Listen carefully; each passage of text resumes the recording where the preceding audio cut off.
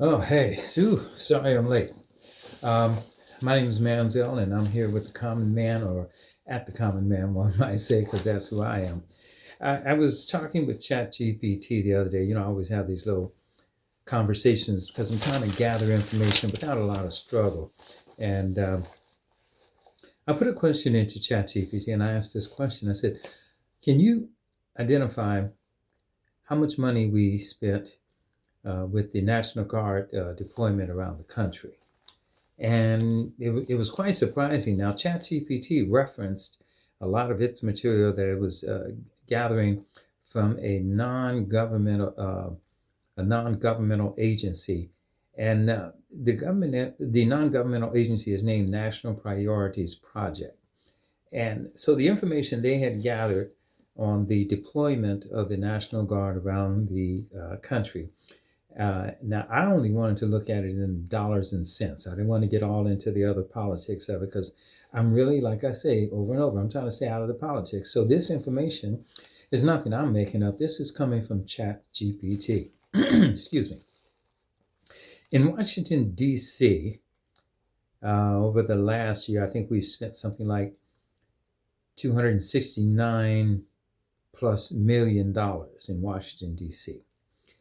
And in Los Angeles, with the deployment um, of the National Guard as well as the Marines, we spent somewhere in between 118 million to 134 million dollars in Los Angeles. And in Portland, Oregon, we spent almost $15 million. It was about what, 14,985 million dollars. And in Chicago, we spent about $13 million plus. And in Memphis, Tennessee, we spent pretty close to $4 million there as well. Now, I wanted to break it down just a little bit more, and so I continue to ask for it to break down this by city on a daily basis. In Washington D.C., we were spending something like $1 million to $1.8 million a day. In Los Angeles, for the time that they were there, I think we were spending like $2.2 million a day. Chicago, that's where it starts to drop because it's like 0.2 million.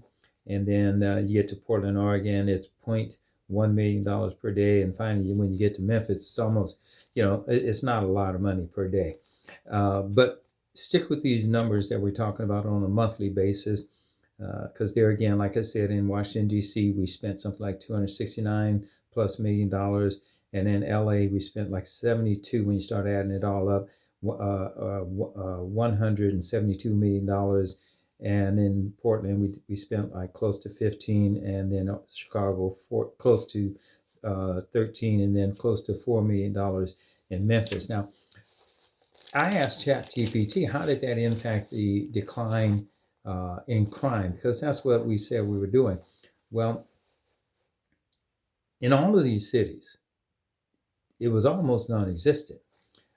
Chat GPT said that in Washington, D.C., crime was falling before the National Guard got there. Um, Los Angeles, there again, crime was declining year over year before the National Guard deployment. As well as in Chicago, it says that their crime was declining as well, along with Portland, whose crime was uh, uh, declining, and also in Memphis. Now, in all of these cities, I want to be fair. In all of these cities, they did have a high crime rate, but the crime rates were being handled by local uh, enforcement, law enforcement. So I guess the question is there again, kind of like I asked the other day, what are we getting a return on investment in doing all of this? I mean, um, did the National Guard rescue anybody? Uh, did they, well, in Washington, D.C., they did clean up the streets. I mean, literally, they were walking around picking up trash. And I'm not trying to belittle the National Guards because as a veteran, I take service to this country seriously. Now, my service may not have lasted as long as a lot of other people, but I served, honorably discharged. And when you send the military into a situation that is unclear, undefined. Um, People get a little tense. I am surprised that we as a people maintained our composure and did not react or respond in the way that I'm not sure if they wanted people to respond that way, meaning in a negative way, but people did not respond. They stayed positive. They did protest. They let people know that they did not enjoy what was taking place. And, as a common man, I can see that because um, I know I'm living in a peaceful environment. And yes, there's some issues going on, but nothing that the people where I live cannot handle. Okay. So I look at that because people talk about they want to balance our budget. They want to make America strong again. I never knew America was weak. And I also know that they talk about making America great again. I'm not sure what that great again is because, from my understanding, America has been getting better and better as time goes on, especially for the citizens here. I'm not real sure about our relationships around the world. So, what are we getting for a return on all of this? I mean, I cannot identify, nor could ChatGPT identify any real benefits. Um, when you spend money, and I think the total of that money's came pretty close there again to $500 million stretched out. What was that, over 8 months or so? We've been going through this. Um, I'm not trying to, like I said, get into the politics, but I'm trying to find out what are we getting for this? What are we getting? Um, I don't see schools being improved, public schools I'm talking about. And I'm a firm believer that educators, I mean, if I send my child to somebody, I want to know that that person is being paid the kind of money that would keep them in a positive frame of mind while dealing with my child.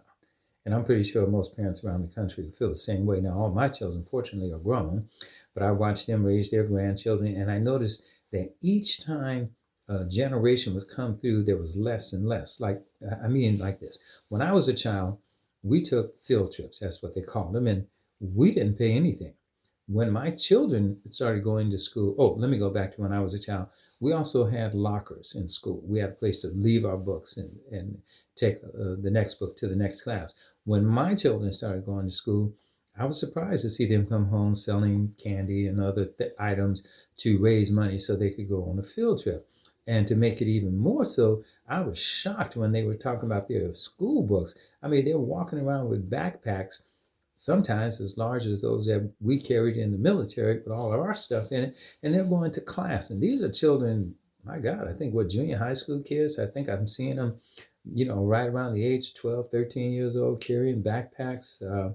And I'm not sure, I haven't done any study on this, but I think I'm going to see how many back problems are young people having due to carrying so many books while going to school. So I'm not bad mouthing. I'm not trying to trash the National Guard because, like I said, I take military service seriously because you may be called up to go and do something that you otherwise would not do, and in the process, possibly lose your life. So, why am I talking about this? Well, when do we get to a point where we start spending money inward? I mean, at home, with our school systems, with our roads, with our infrastructure that we just take for granted. Times are changing. Can we continue to spend money this way? No. Can we solve all of our internal problems by spending money? In some places, yes. One of the things that I'm a firm believer in is to spend money for childcare. Why? Well, there are some people who don't work because it pays them more to stay home and wait for their children to come home than to go to work. But if we had it where there was this some type of universal childcare, there's a strong possibility that we would have an economy that's a little bit different. Because if you had a quality place to leave your child, single mothers could go to work, two parent homes, people could go to work. I don't see us spending any real money keeping people healthy, even. And I know everyone's talking about that, but this is not a political thing. This is about an individual's health. Can you imagine seeing a person uh, taking half of the amount of diabetes medication that they need because they're trying to stretch it out? They don't have the money to go out and get it. Can you even imagine coming home and looking in the cupboards and not seeing anything there for your child to eat? You know, me, myself, as an adult, I have gone for a day or two without eating, no problem. I'm an adult. But even though times were hard, my children ate every day. Okay. So I think it's a value as to where do we spend our money? What are we really concerned with? And if we're concerned with the future of America, then we need to take care of the people who will be the future of America, and those are our children. Now, I take that issue a little bit step further too, because we also want to take care of those who have already worked, put their time in, helped build this country, build a future for their families. You know, our elderly, as I look at, and I'm not talking about this because I'm now elderly, but you know, that's a frame of mind, and I just haven't got to that elderly frame of mind yet. But when I see people going to healthcare systems to where they have assisted care living, or maybe they're just completely bedridden, and I look at the quality of the workers. Now, I applaud those people who do this work now, okay? But imagine if you had more financing so that you could do the job properly, where you can hire extra help, where your employees could be sent to school for retraining that would not break the bank. You see, when we talk about investing in things, if you're just looking at buildings and roads and I don't know, whatever else out there, material things, then we have missed the point. This country was made great because we, the people, continued to better ourselves and make our individual selves great again, knowing that we are all one America. Thank you for stopping in. God bless you. I hope to see you again soon.